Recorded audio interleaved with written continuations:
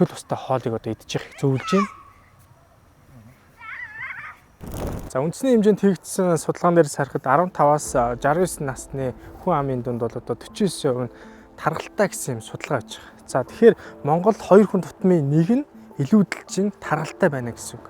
За тэгээ 2017 онд хийгдсэн одоо хүн амын хоол тэжээлийн 5 дугаар судалгааны дүнгээс бас харахад одоо 6-аас 11 настай хүүхдүүдийн хувьд бол тархалт 28.6% өссөн байж байгаа.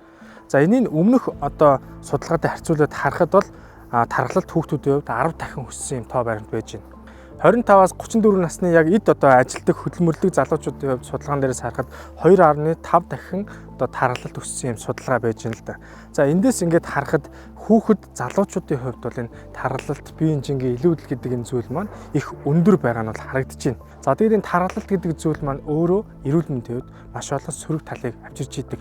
За үүнийг бас дурдаад хэлэх юм бол бодисын солилцооны алдагдалт хүргэж байна. За мөн одоо 2 дугаар хэлбэрийн чихрийн шижингийн өвчлөлт хүргэж байна. За мөн одоо артерийн даралт хэсэг өвчин, за зүрх судасны өвчин, за хавдар өвчин, за биеийн одоо энэ булчин болон за энэ одоо бидний энэ одоо үе мөч болон за хүзүү, нуруу гэх мэтчлэн эргэтнгүүдийн энэ өвчлөлийг болохоор авчрах эрсдлүүдийг нэмэгдүүлж байгаа. Тархалтаас урьдчилан сэргийлэхийн тулд нэгдүгээр бид нэр эрүүл зөв хооллох бол зайлшгүй шаардлагатай байж байгаа. За хоёрдугаарт гэвэл идэвхтэй тасгал хөдөлгөөн хийх ёстой. Ер нь хөдөлгөөн бид нэр зайлшгүй хийж явах ёстой. За ер нь өдөрт нэг тогтмол одоо багадаа 30 минут халахчих ёстой.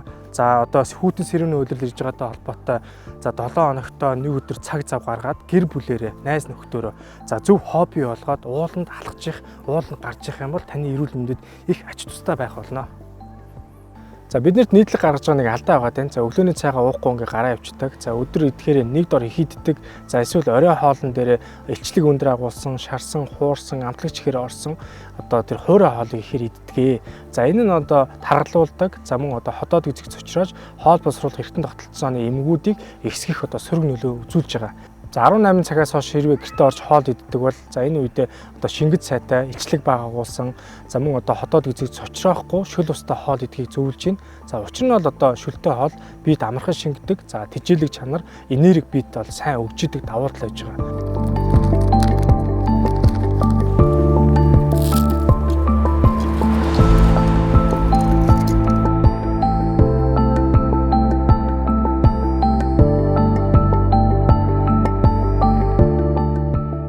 За хоол маань бэлэн боллоо.